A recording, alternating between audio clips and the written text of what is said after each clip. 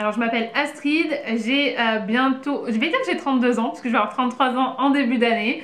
Je vis au Canada depuis 2014, je suis blogueuse, freelance et aussi consultante vidéo. Et je vis à Toronto depuis 2014, ça a été ma première destination quand je suis venue vivre au Canada. J'ai jamais vécu ailleurs au Canada, j'ai jamais eu le projet de vivre ailleurs, c'était vraiment mon intention de venir à Toronto. J'étais venue pour un an et c'était en 2014. Non, on est fin 2020. Alors pourquoi j'ai choisi le Canada? Quand j'ai commencé à faire mes recherches, c'était après mes 25 ans, où je me suis dit que si je voulais partir vivre à l'étranger, il fallait que je le fasse maintenant parce que je savais que dans les 5 prochaines années, ma vie allait beaucoup changer puisqu'on a toujours un peu en tête l'idée des 30 ans et que c'est une barrière psychologiquement. Donc je m'étais dit je veux absolument faire ça avant. Et le Canada, puisque quand j'ai regardé dans les visas, au départ mon objectif c'était d'aller aux États-Unis parce que vraiment je voulais apprendre l'anglais. Quand j'ai vu la difficulté pour les visas et que j'ai découvert le PVT que je connaissais pas du tout, donc le programme vacances-travail pour ceux qui ne connaissent pas, je me suis renseignée, j'ai vu quand même qu'il y avait plus de possibilités et c'était plus simple entre guillemets à avoir. Parce qu'il y avait moins de conditions pour l'obtenir, donc j'ai décidé de partir au Canada. Donc ça a été un petit peu le hasard, il n'y avait pas de grand coup de cœur à se dire je veux absolument aller au Canada ou je veux aller en vacances au Canada parce que j'étais jamais venue au Canada avant de venir avec ma valise et débarquer comme ça le 1er juillet 2014. Donc ça a plus été de faire des recherches par-ci par-là et de dire bon bah en fait ça va être le Canada quoi. Alors mon parcours avec l'immigration, je suis arrivée en 2014 avec un PVT d'un an. Je suis rentrée en France au bout d'un an. Puisque j'ai pas vraiment d'explication pourquoi je suis rentrée. En tout cas, je sais que je devais rentrer en France. Je suis restée un an et demi en France et pendant ces un an et demi, j'ai fait une nouvelle demande de visa puisque il faut savoir que à l'époque, les gens qui n'avaient fait qu'un PVT et qu'un permis dans cette catégorie-là, qu'un permis de travail dans cette catégorie-là, avaient la possibilité de demander un deuxième PVT quand c'est passé à 2 ans. Donc, comme moi, je faisais partie des derniers à 1 an, j'ai pu l'année d'après demander un permis, un PVT à 2 ans. J'ai eu beaucoup de chance parce que j'ai été tirée au sort une deuxième fois. Donc j'ai pu faire mon PVT d'un an, une pause d'un an et demi en France, mon PVT de 2 ans. Pendant mon PVT de 2 ans, j'ai fait mes demandes j'ai fait les papiers pour avoir ma résidence permanente. J'ai eu ma résidence permanente en avril 2019. Et donc je suis actuellement à quelques mois de pouvoir faire ma demande de citoyenneté. Voilà.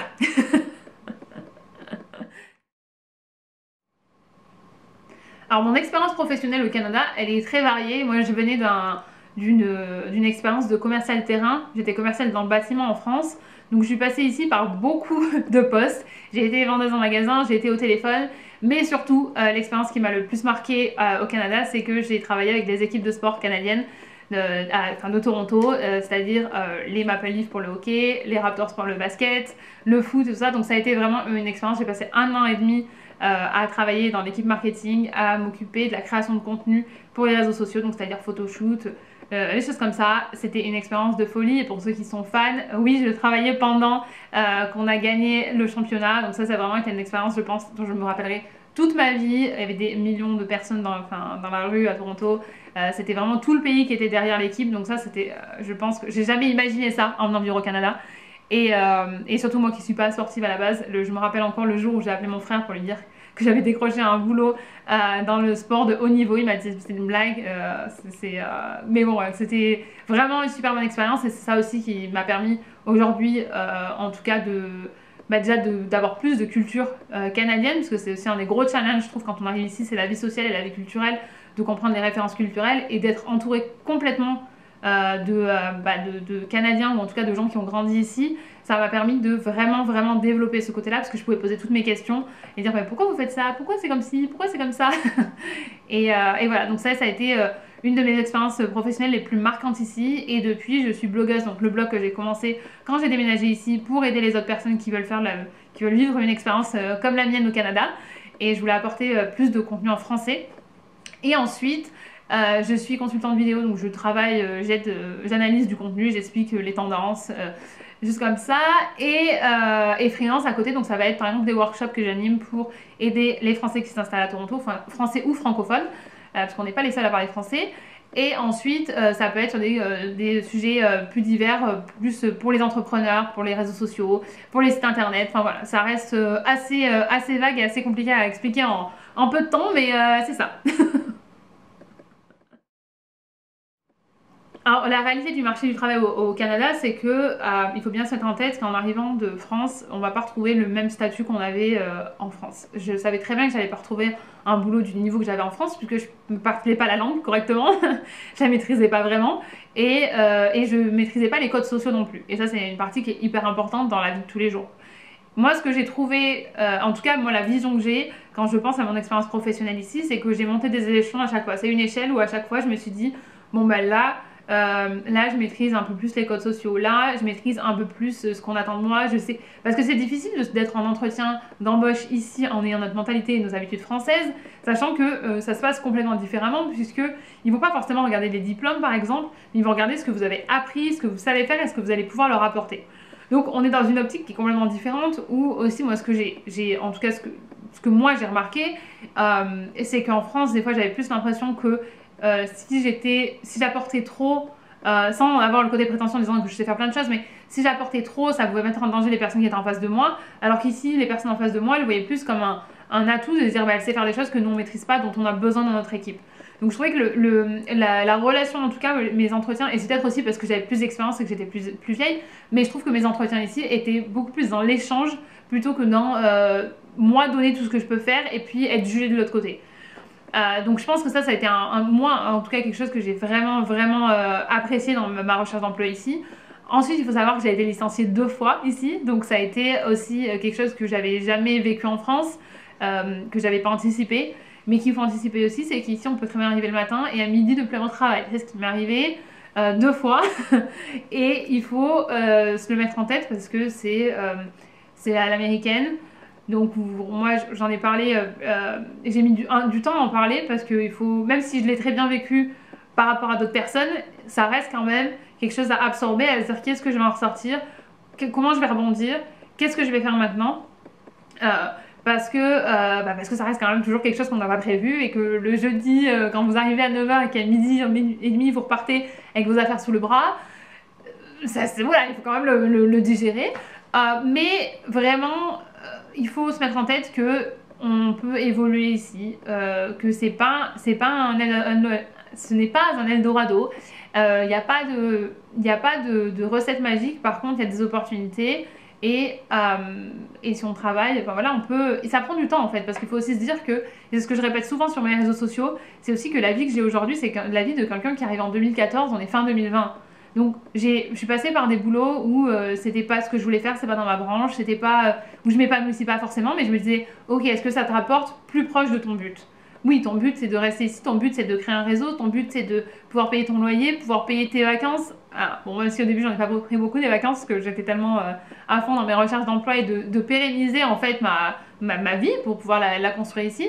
Mais c'est vraiment de se dire, c'est étape par étape et c'est pas la peine d'essayer de brûler toutes les étapes puisque à chaque étape on apprend quelque chose. Et c'est ça qu'il faut garder en tête, et c'est quelque chose que moi je l'ai eu très jeune, c'est quand j'ai passé mon bac et que ma mère m'a forcé à aller à la fac après et qu'elle m'a dit de toute façon ça sera jamais une année perdue. Et ça c'est toujours quelque chose qui reste dans ma tête en me disant tout ce que je vais faire, toutes les expériences professionnelles que je vais avoir sera jamais perdu, parce que je me disais bah, si un jour j'ai à manager des gens, le boulot que j'ai aujourd'hui, je vais regarder comment je suis managée, comment je vais pouvoir me resservir de ce que j'apprécie et de ce que j'aime moins et comment mes collègues réagissent autour de moi. Donc en fait tout ce que j'ai fait, j'ai toujours trouvé une bonne raison pour le faire en me disant c'est provisoire, de toute façon c'est sur ton chemin pour aller vers là où tu vas aller. Alors c'est vrai que contrairement à beaucoup de gens qui arrivent ici, moi j'ai peu voyagé au Canada finalement parce que les premières années j'étais vraiment, et c'est mon état d'esprit et c'est que je suis comme ça, c'est que j'étais vraiment à fond dans ma recherche professionnelle et de m'établir professionnellement. Donc ça m'épanouit tellement que j'avais pas forcément besoin de toujours être à droite à gauche. Et aussi comme j'ai pas déménagé ici pour le Canada, ou en me disant j'adore les grands espaces, ou j'adore ci, ou j'adore ça, j'adore la neige, machin. Ben en fait j'avais pas une liste de tout ce que je voulais visiter parce qu'il y a plein de choses que je connaissais même pas en fait. Donc j'ai pas encore fait l'Ouest, j'aimerais bien aller, Mais sinon, en fait, j'ai bien aimé. Qu'est-ce que j'ai bien aimé? Bah, après, en Ontario, Bruce Peninsula, c'était super beau. Quand j'ai fait le Québec, l'année dernière, on a fait un road trip de 2 semaines au Québec.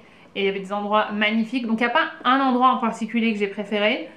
Mais j'en ai encore plein. En fait, la liste est beaucoup plus longue de ce que je veux faire que de ce que j'ai fait. Voilà, c'est plus. Alors, je pense que la chose la plus difficile quand on déménage comme ça dans un autre pays, que ce soit au Canada ou ailleurs, et qu'on sous-estime énormément, c'est la vie sociale. Parce que moi, j'avais une vie sociale hyper développée en France, je sortais tout le temps, je voyais plein de monde, j'étais très entourée. Et là, en fait, les dernières semaines avant le départ, on fait que des soirées, que des restos, tout ça avec tout le monde. Et on arrive ici, surtout quand on vient comme moi toute seule, et on se retrouve à avoir plus personne autour de soi. Et j'ai trouvé ça difficile parce qu'il n'y a personne pour aller promener, il n'y a personne pour aller boire un verre, il n'y a personne pour aller. Et ça, je pense que ça a été le plus difficile et où j'ai le plus. Moi, j'ai eu de la chance, c'est que ma première coloc, on était 4 filles. Il y avait une Canadienne, une Coréenne, une Allemande. Donc, on a pu faire quand même plein de choses ensemble parce que c'était aussi des nouvelles arrivantes. Mais ce qui était enfin, plus difficile aussi, c'est que la partie. Comment dire? On parle pas très bien la langue. On maîtrise pas la langue. Donc en fait, même socialement, quand on rencontre du monde, on n'arrive pas toujours à communiquer avec eux. Donc moi, je me suis retrouvée plein de fois à aller manger avec du monde ou aller boire un coup et puis à pas savoir ce qu'ils racontaient, à rigoler parce que bah, tout le monde rigolait, donc je me disais bon bah ça doit être drôle. Et même encore mon dernier job avec les équipes, quand mon équipe je leur disais ça, je leur disais mais des fois je me retrouve à rigoler à table avec vous mais je sais pas ce que vous racontez quoi.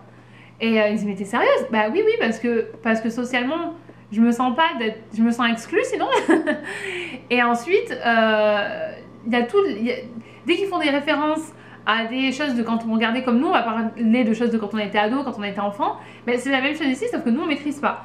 Et ensuite il y a la langue, ensuite il y a de la musique. Eh ben, mais c'est bon. Et puis ensuite, s'il y a un peu d'alcool et que les gens articulent plus, ah non, mais moi, c'est fini. Enfin, ça a été très long. Je trouve que pour moi, la vie sociale, ça a été la plus difficile à mettre en place. Et par contre, maintenant, voilà, je suis très contente. Ça a pris du temps. Mais je pense que c'est ça où les gens se préparent pas assez.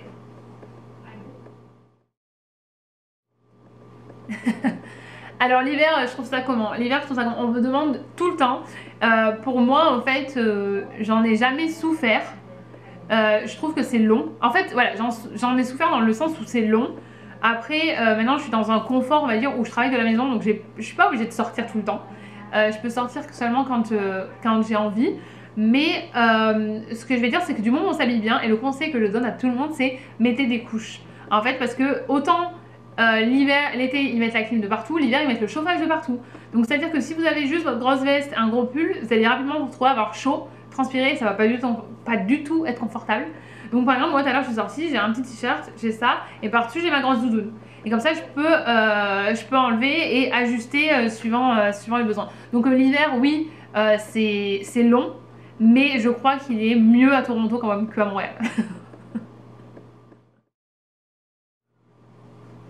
Non, ce que je fais, alors il y a quelque chose que je fais beaucoup plus ici que ce que je faisais en France, c'est que je marche beaucoup. Et c'est vrai que l'hiver dernier, je marchais quasiment entre 8 et 10 km par jour. Donc c'est impressionnant en fait tout ce que, déjà tout ce qu'on voit, parce qu'on voit beaucoup plus de choses quand on marche que quand on prend les transports, mais aussi pour la forme quoi. Marcher tous les jours, faire de l'exercice tous les jours, c'est bien mieux. Et puis là, c'est vrai qu'avec le blog, hein, avec Instagram et tout, on est obligé de faire des photos. Bah, et des fois, je vais aller me promener pour aller faire ma photo du jour. Donc, marcher parce qu'en France, j'habitais dans un petit village, j'avais ma voiture, j'allais avec ma voiture partout. Et ça a été aussi quelque chose de m'adapter quand je suis arrivée ici, de pas avoir la possibilité de tout mettre dans mon coffre. Oh, bah c'est bon, je vais prendre ça, ça, ça et ça. Là, de devoir partir seulement avec un sac. En fait, mais comment je fais pour rencontrer toutes les affaires de ma journée dans mon sac, quoi?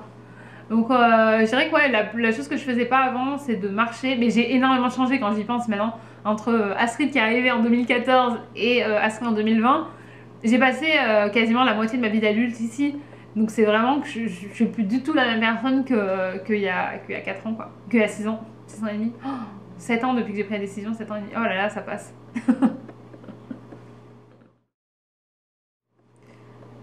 Alors ce qui me manque, si je devais donner 2-3 choses qui me manquent par rapport à la France, évidemment la bouffe, hein, vraiment tout ce qui est la proximité en fait avec tous les produits frais, parce qu'ici les légumes ils ont quand même vraiment pas le même goût, tout ce qui est fromage, tout ce que nous on aime dans notre gastronomie.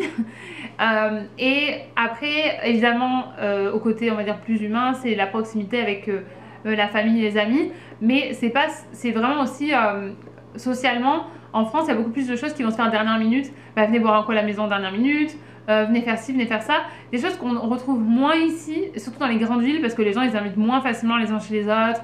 C'est pas là socialement, encore une fois, c'est complètement différent. Donc je dirais ça, où c'est plus facile d'avoir un barbecue en dernière minute en France, dans le sud, en Ardèche. Voilà, c'est comment. Mais sinon, après, je vis dans une mentalité où je me dis toujours, quand je suis en France, je profite à fond. Quand je suis ici, je profite à fond. Et puis ici, si j'ai envie d'acheter du fromage, bah, même si c'est plus cher, je suis arrivée à un stade où je peux me permettre d'acheter un fromage un petit peu plus cher. Et si ça me fait plaisir, c'est toujours moins cher qu'un billet d'avion. Donc j'arrive à compenser. J'ai trouvé un endroit à côté de chez moi qui fait du pain qui est super bon.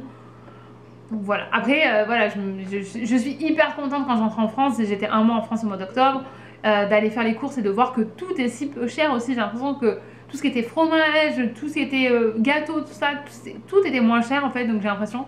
Après voilà, c'est en euros, en dollars canadiens, donc forcément il y a une différence. Mais je dirais voilà, c'est plus la simplicité de l'accès à la nourriture et la vie sociale simplifiée de dernière minute. Parce que nous les Français on aime bien les trucs de dernière minute quand même. Alors après pour les choses qui me manquent, que je préfère ici, mais c'est très drôle parce qu'en fait je dis souvent que quand je rentre en France je suis trop canadienne et qu'ici je suis très française. Et c'est vrai que ici je suis très française, là-bas je suis canadienne parce que j'aime bien ici où on suit les règles, où on se pousse pas les uns les autres pour aller dans le bus, même si je prends pas vraiment le bus, mais où il y a du respect en fait et la confiance. Et la confiance, je trouve que c'est hyper important ici où on va pas avoir besoin de prouver par X ou Y si on dit quelque chose, la plupart du temps les gens vont le croire et souvent c'est vrai donc c'est bien. Donc je trouve que les relations pour ça elles sont plus simplifiées au niveau professionnel, au niveau assurance, au niveau téléphonie aussi. Il n'y a pas besoin de passer par des stratagèmes des fois pour obtenir ce qu'on veut. Et sinon c'est vrai que voilà, j'ai bien pris. Après, faut garder en tête que moi, j'ai grandi dans un petit village de 5000 habitants. Là, je me retrouve dans une grande ville, donc je peux même pas trop comparer les deux styles de vie parce que pour moi, c'est les opposés, quoi. C'est vraiment, il n'y a rien à voir. Ici, j'adore avoir tout qui est ouvert, des fois même 24 heures sur 24 ou super tard, où on peut aller faire ses courses à 2 h du matin en rentrant de soirée, en rentrant dans des événements. Aller acheter mon jus d'orange à 2 h du matin pour pas avoir à sortir le lendemain matin, c'était quand on avait une vie sociale, mais c'était parfait. Alors, ça, j'aurais jamais imaginé le faire quand j'étais en France, j'en avais pas besoin en fait.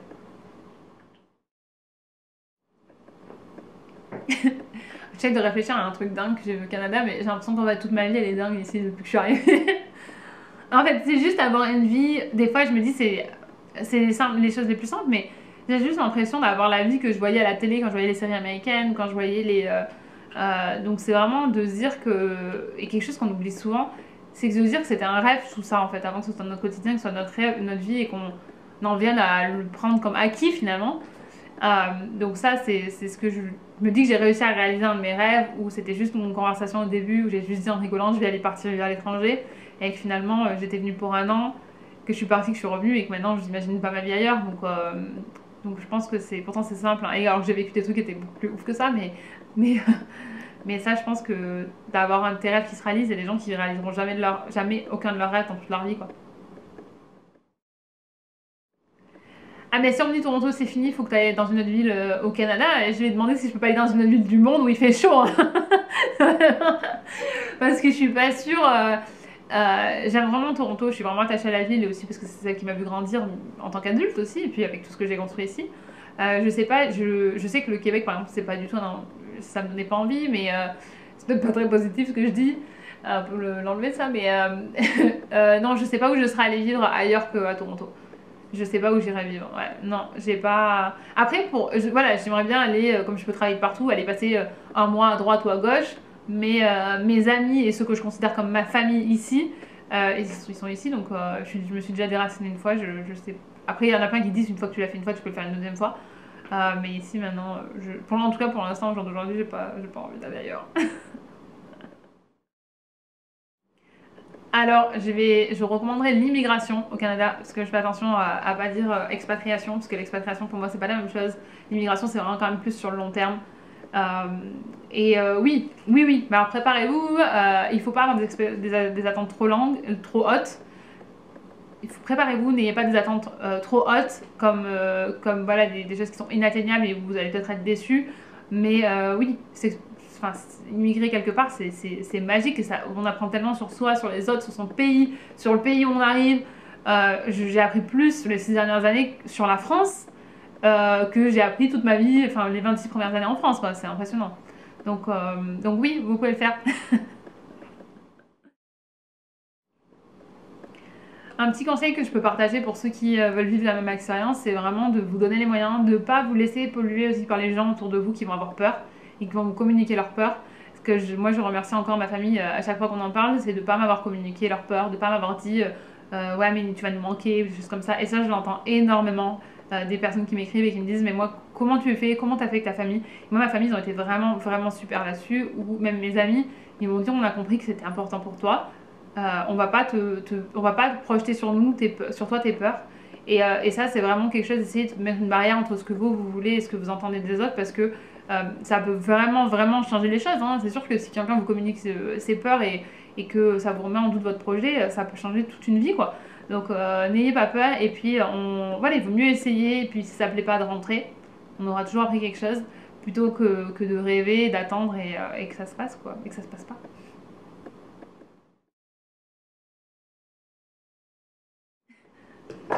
De rien!